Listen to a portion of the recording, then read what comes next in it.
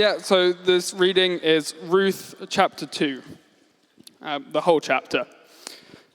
Now Naomi had a relative on her husband's side, a man of standing from the clan of Elimelech, whose name was Boaz. And Ruth the Moabite said to Naomi, "Let me go to the fields and pick up the leftover grain behind anyone in whose eyes I find favor." Naomi said to her, "Go ahead, my daughter." So she went out, entered a field, and began to glean behind the harvesters. As it turned out, she was working in a field belonging to Boaz, who was from the clan of Elimelech. Just then Boaz arrived from Bethlehem and greeted the harvesters. "The Lord be with you." "The Lord bless you," they answered. Boaz asked the overseer of his harvesters, "Who does that young woman belong to?" The overseer replied, "She is the Moabite who came back from Moab with Naomi. She said, 'Please let me glean and gather among the sheaves behind the harvesters.' She came into the field and has remained here from morning till now, except for a short rest in the shelter." So Boaz said to Ruth, "My daughter, listen to me. Don't go and glean in any other field, and don't go away from here. Stay here with the women who work for me. Watch the field where the men are harvesting and follow along after the women. I have told the men not to lay a hand on you, and whenever you are thirsty, go and get a drink from the water jars the men have filled." At this, she bowed down with her face to the ground. She asked him, "Why have I found such favor in your eyes that you notice me, a foreigner?" Boaz replied, "I've been told all about what you have done for your mother-in-law since the death of your husband, how you left your father and mother and your homeland and came to live with the people you did not know before. May the Lord repay you for what you have done. May you be richly rewarded by the Lord, the God of Israel, under whose wings you have come to take refuge." "May I continue to find favor in your eyes, my lord," she said. "You have put me at ease by speaking kindly to your servant, though I do not have the standing of one of your servants." At mealtime, Boaz said to her, "Come over here, have some bread and dip it in the wine vinegar." When she sat down with the harvesters, he offered her some roasted grain. She ate all she wanted and had some left over. As she got up to glean, Boaz gave orders to his men, "Let her gather among the sheaves and don't reprimand her. Even pull out some stalks for her from the bundles and leave them for her to pick up, and don't rebuke her." So Ruth gleaned in the field until evening. Then she threshed the barley she had gathered, and it amounted to about an ephah. She carried it back to the town, and her mother-in-law saw how much she had gathered. Ruth also brought out and gave her what she had left over after she had eaten enough. Her mother-in-law asked her, "Where did you glean today? Where did you work? Blessed be the man who took notice of you." Then Ruth told her mother-in-law about the one at whose place she had been working. "The name of the man I worked with today is Boaz," she said. "The Lord bless him," Naomi said to her daughter-in-law. "She has not stopped showing his kindness to the living and the dead." She added, "That man is our close relative. He is one of our guardian redeemers." Then Ruth the Moabite said, "He even said to me, 'Stay with my workers until they finish harvesting all my grain.'" Naomi said to Ruth, her daughter-in-law, "It will be good for you, my daughter, to go with the women who work for him, because in someone else's field you might be harmed." So Ruth stayed close to the women of Boaz to glean until the barley and wheat harvesters were finished, and she lived with her mother-in-law. Andy. Thank you. We'll give Peter a round of applause for me giving him an absolute monster of a reading. Thanks, Peter. Hi, if we've not met, my name is Andy. I am the student and young adult pastor here at Lovechurch. Yes, for SYA, yes. Okay. We love the story of Ruth and Naomi in the Old Testament. It sees such triumph over adversity. And yet it all comes about in the time of the book of Judges.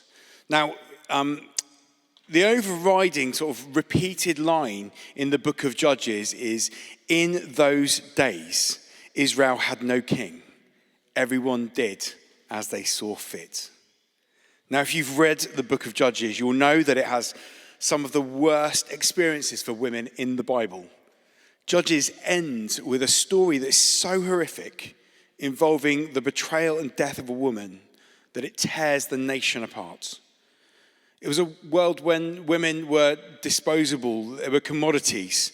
And it's into that shadow that the book of Ruth steps. And it shows us that there's a different way to treat the vulnerable. We read of Naomi, the mother, Ruth and Orpah, their daughters-in-law, And it immediately shows us that our God, who is the creator of all living things, the big stuff, also knows the small things, which we would often consider insignificant, that we probably wouldn't even notice.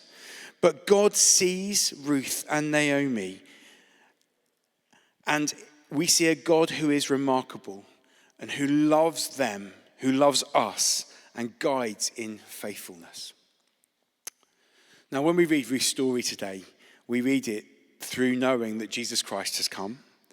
And he was sent to live on earth, but he died taking our sins, although he himself was sinless. And with his resurrection, we look to a time in which he will come back to earth, a new Jerusalem. This is something that Tim has been teaching us about, getting ourselves ready, making sure that we know what we're doing and making right choices. And that's why we've been looking at the book of Revelation.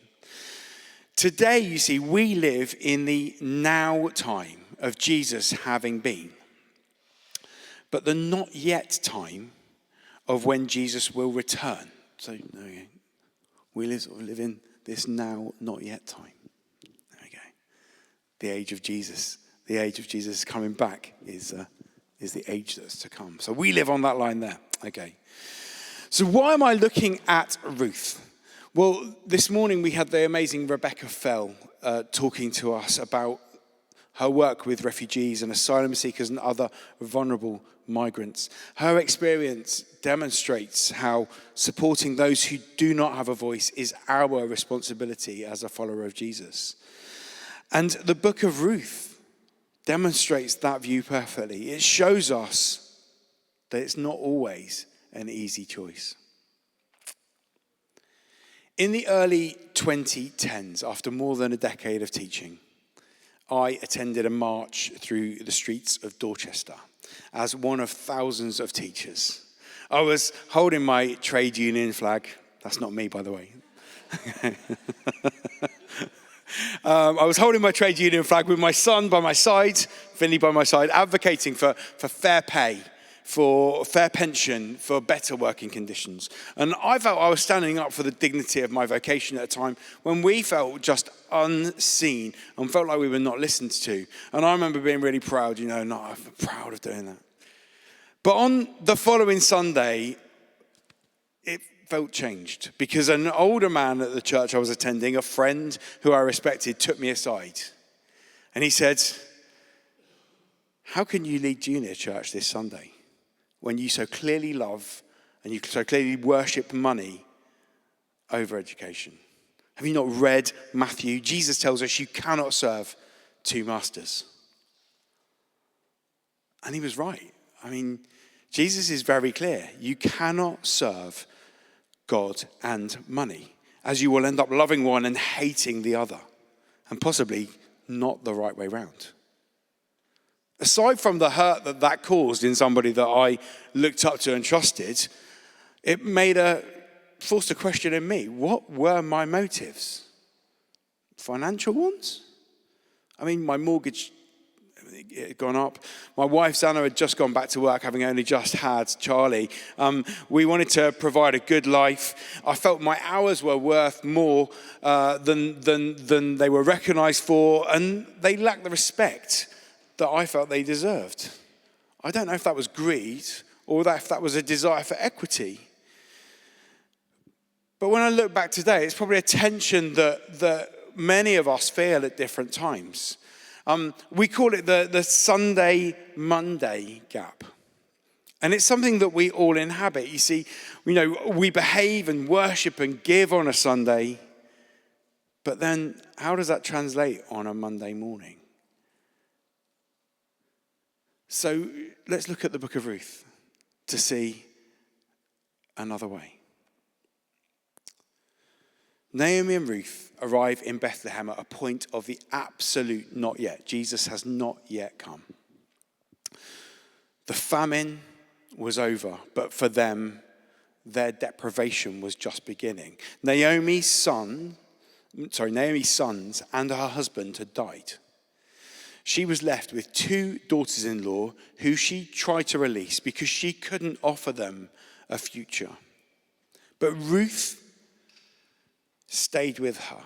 She loved Naomi, and regardless of the lack of prospects that Naomi offered, she valued the love of her mother-in-law, and she worshipped Naomi's God. So they end up as widows in a world where land and capital are tied to men. They aren't just poor, they have been structurally excluded from life. We see that today in our country. The theologian Andrew Hartup, he looks at struggling towns and towns where there's immense poverty, and he says that poverty is often a cycle. You see, when the steelworks of the town close down, the service industry dies. The teachers leave and move somewhere else. The local services that were funded are no longer being funded. The next generation inherits this diminished world. And you see, that was true of Naomi and Ruth. They had no say in any of this part of their life. The other thing that comes against Ruth is that she was an outsider. She was a Moabite.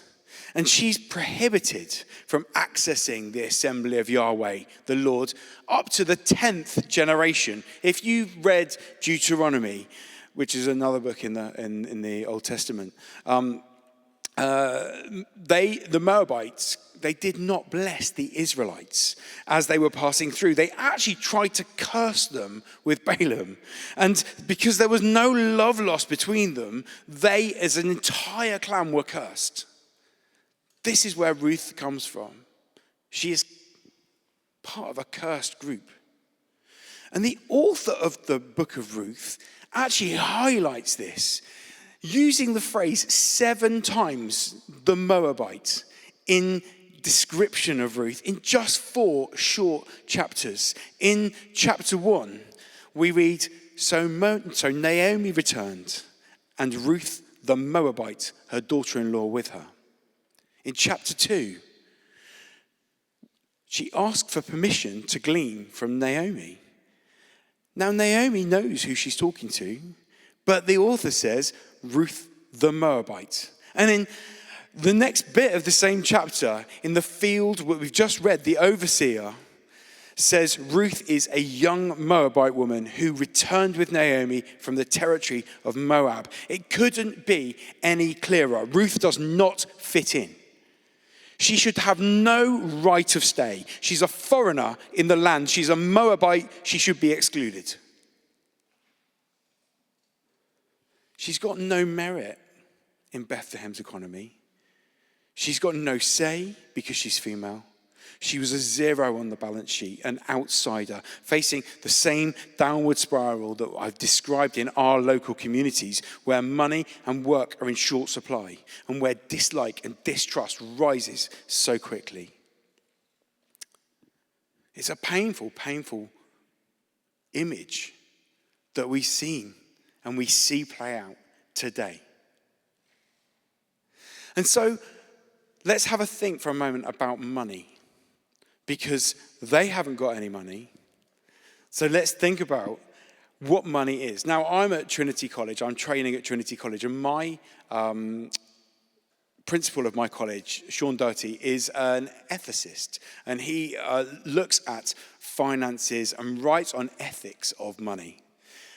And he talks about that money should be relational.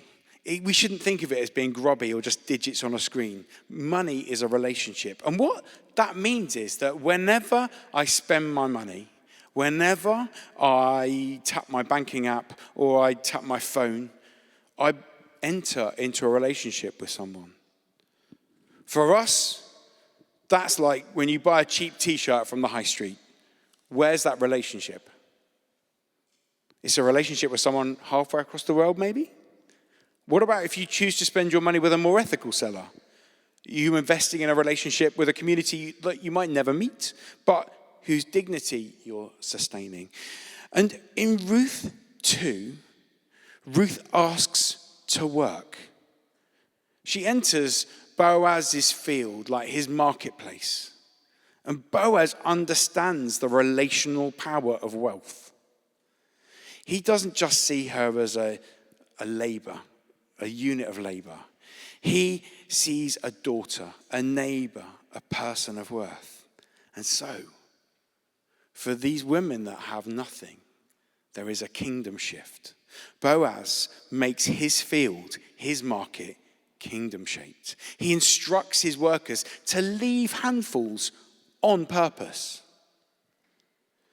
So we call this Sabbath economics. And it's the belief that God provides enough so we can afford to be inefficiently generous just for the sake of a relationship. Yet Ruth isn't just given this. We read of how hard she works, collecting enough for an ephah. That's about 13 kilograms of grain for her whole day's work. And she wasn't gifted this food, but it was left equitably for her to collect. She worked hard to get it. You see, there's always a choice, just as there is in Ruth's story. The choice of Boaz was to leave that on purpose, even though it would have been financially better just to have cleared the whole field.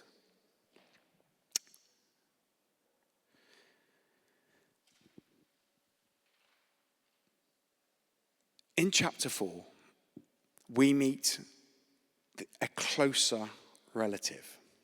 Now, he's called a guardian redeemer. The guardian redeemer is a legal term for someone who has an obligation to redeem a relative who's in serious financial difficulty. Now, this was put in the law by God. Explained by Moses. It was to ensure that the poorest were not left behind, okay?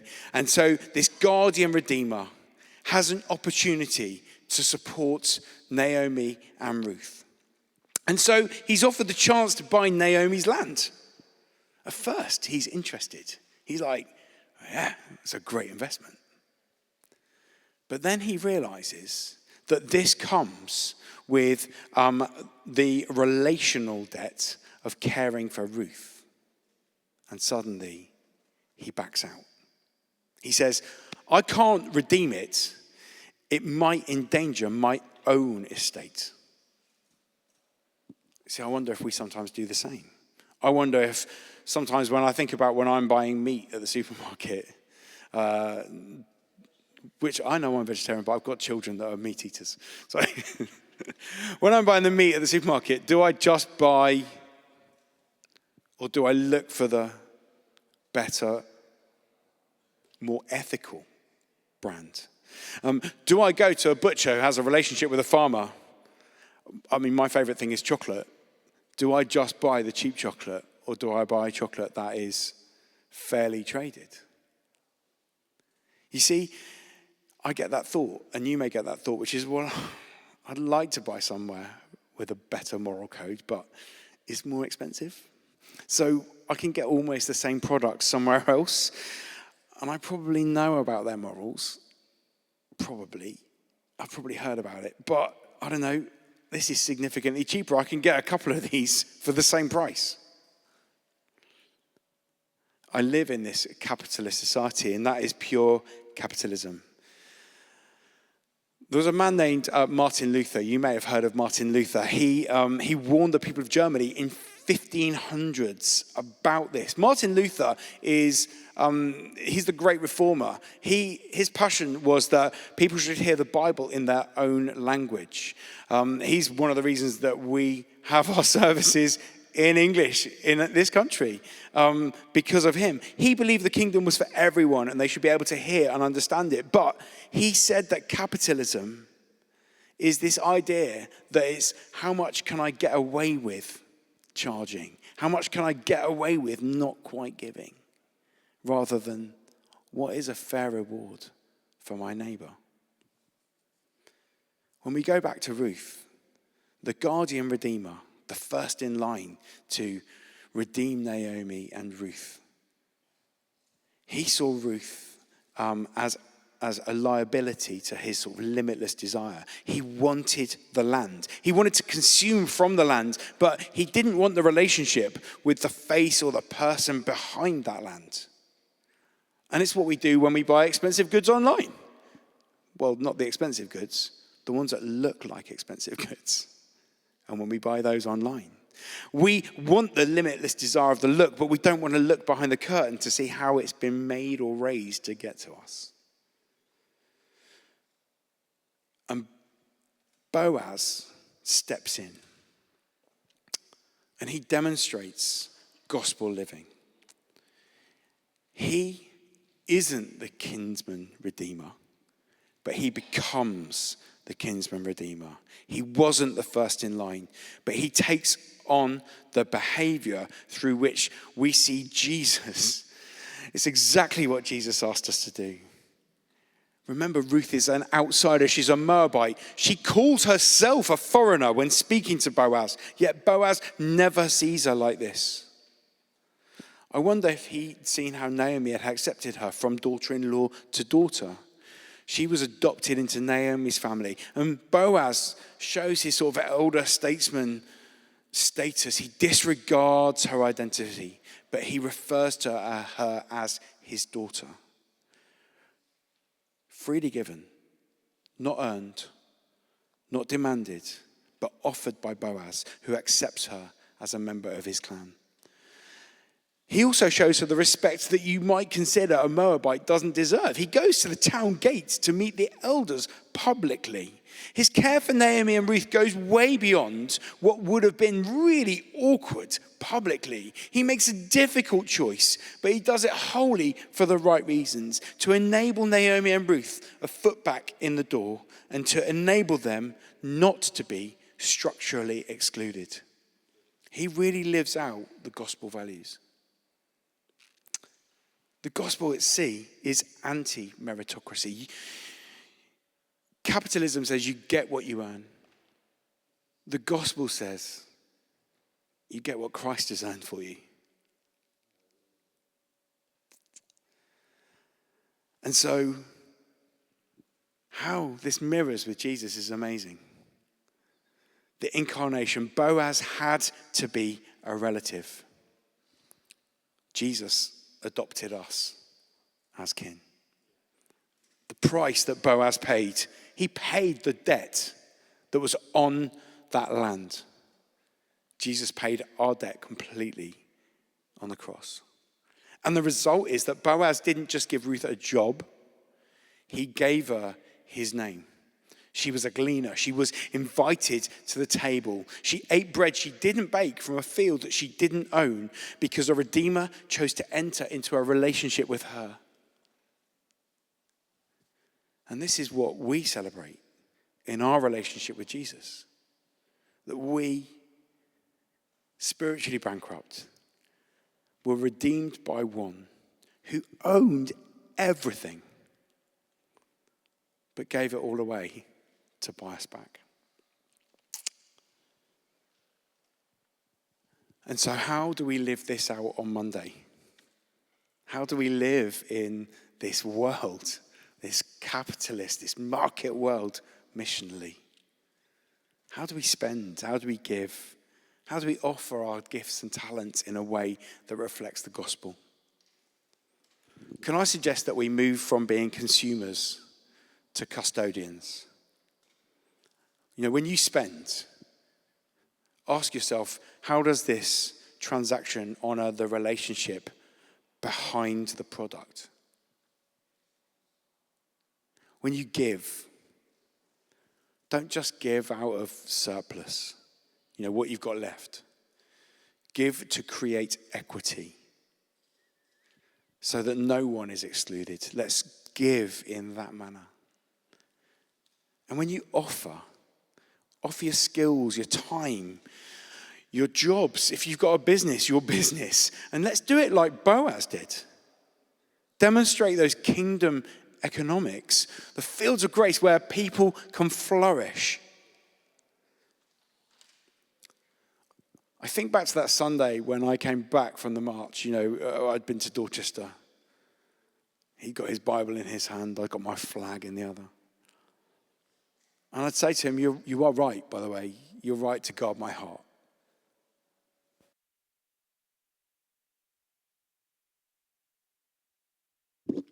Guard my heart against greed.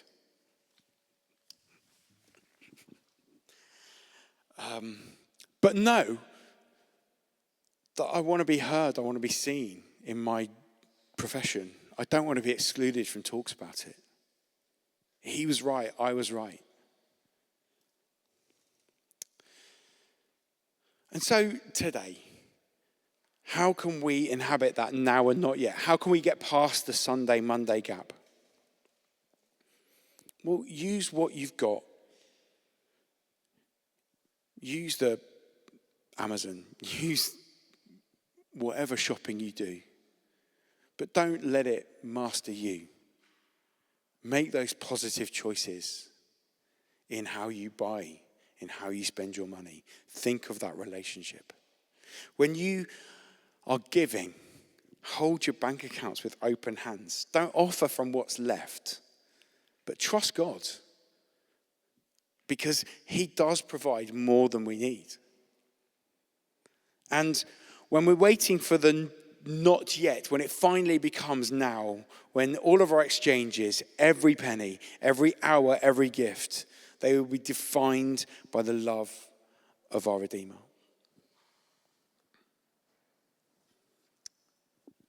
I'm going to invite the band back. So this morning, Rebecca Fell spoke about refugees, and she gave us like real world examples of Ruth as the Moabite and Boaz in today's world. We as Christians need to be defending and protecting and being kin for those in need regardless of their background. She said to us, be kind, put down prejudice, and listen to what's really happening to those who are seeking support and asylum. Today we live in a tension, how we spend our money, how we think about others who've come from another country. Those who are the Moabites in BCP society. But we need to look to the end of the story, Jesus.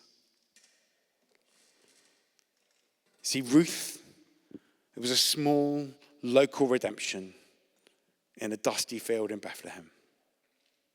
In Revelation, we see the global, cosmic redemption of all things. When Boaz stepped forward at the city gate to claim Ruth, he was a signpost pointing to the day when Jesus could step forward in the courts of heaven to claim us. The invisible hand of the market will one day fade. It will be replaced by a visible presence of the Lamb who redeemed our inheritance forever. Amen. Guys, what we're going to do now is we're going to ask God to minister to us. So why don't you stand if you're able? I'm going to let the band ask them to be quiet for a minute, if that's okay. And the reason I'm going to ask them to be quiet is because I'm going to ask us to embrace the quiet